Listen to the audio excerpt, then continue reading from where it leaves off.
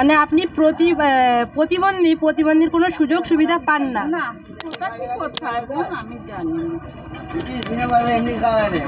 মানে আপনি প্রতিবন্ধীর কোনো সুযোগ সুবিধা আপনি পাননি, তাই তো?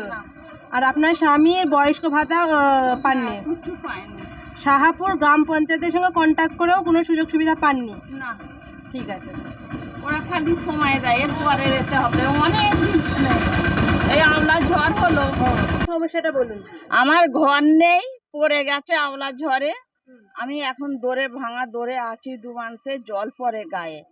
আমার স্বামী খাটতে পারে না, একটা বার্ধক্য ভাতা আমরা কিচ্ছু পাইনি।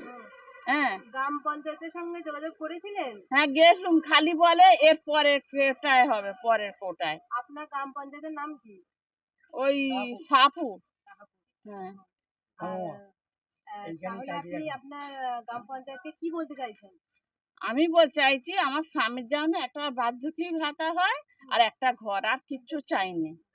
যে ঘর দেবে আমার ছেলেরা সারা জীবন এই ঘরে বাস করবে, আমি বলছি সেই পার্টিকেই ভোট দিবি, যে পার্টি হোক আমি দেখতে চাই না। যে আমার ঘর করে দেবে সারা জীবন সেই ঘরে থাকবি, সারা জীবন তাকে ভোট দিবি। ওই 500 টাকা গোঁজা দেওয়া, ঘুষ দেওয়া পছন্দ নয়।